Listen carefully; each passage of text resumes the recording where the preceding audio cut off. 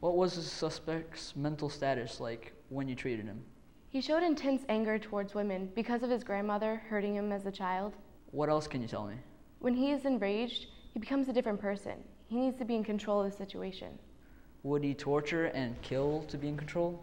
I feel that if put into the situation, he could kill someone and not have any emotional regrets after doing so. What type of treatment got him to tell all this to the psychiatrist? Truth serum drugs. Aren't those illegal? Yes, although they are illegal, they were never administered to the suspect. All that was ever given to him was just a saline solution. And in past cases, psychiatrists have done it, and just the thought of telling the truth makes them try to not tell the truth. And in the end, still end up telling what happened, but no drugs are ever administered. A mind game, if you may call it. That's all the questions I have for you. Next, I would like to call Dr. Tempest Brennan to the stand. First of all, what exactly is forensic anthropology, to inform the jury? Forensic anthropology is used in criminal justice and is the practice of examining human bones to identify victims, the cause of death, and aid in finding the killer. Thank you, Dr. Brennan. What are the indications that these murders are linked together and by the same person?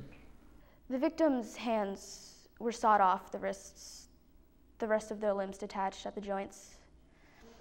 Their stomachs were slashed among the midline deep enough to leave cuts on the spine.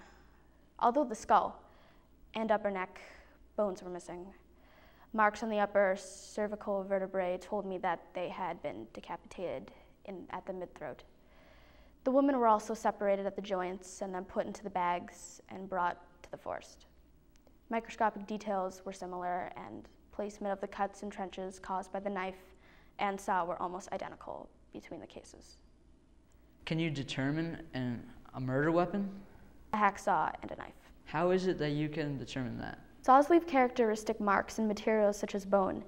The troughs they leave are a different width and contain certain patterns in their walls and floors.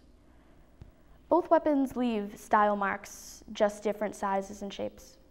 What is your personal connection to these murders? I believe it first started when I found the bones at the monastery.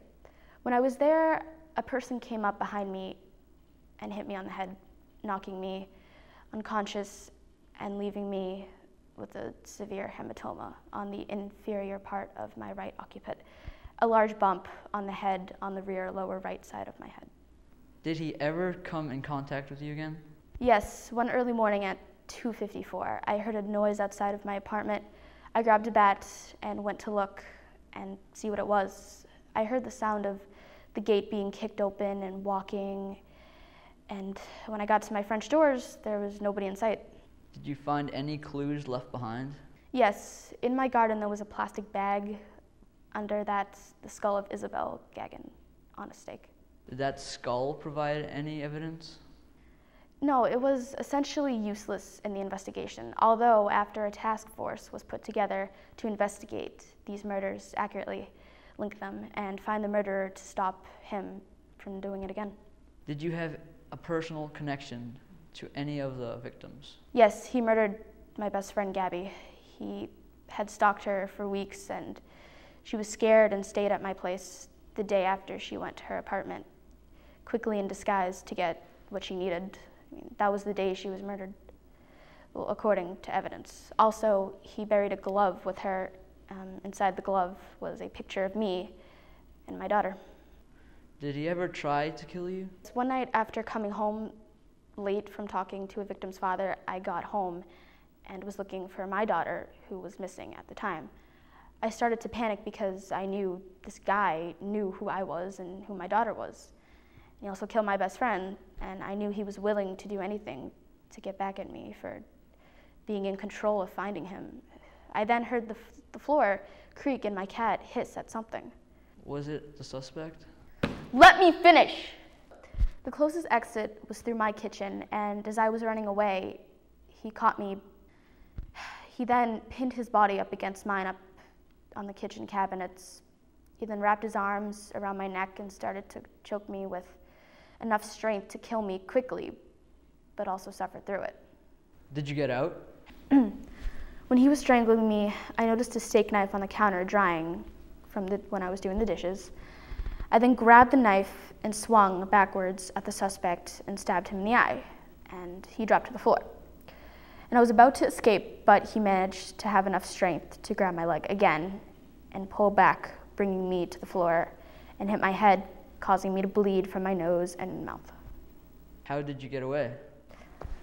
By coincidence, at the same time, Detective Claudel broke through the French doors in the other room with police and took control, got me free of the suspect, and taking him into custody and called 2 ambulances. One for me because they believed I had a crushed windpipe and my hand, mouth, and nose was bleeding and was losing a lot of blood. The suspect was obviously brought to the hospital to have the knife removed from his eye. What happened after that? I was in the hospital for a few days because I lost so much blood. The suspect was transferred to the psychiatric ward for treatment. After a treatment with a psychiatrist, he told everything: his motives, his plans, his techniques.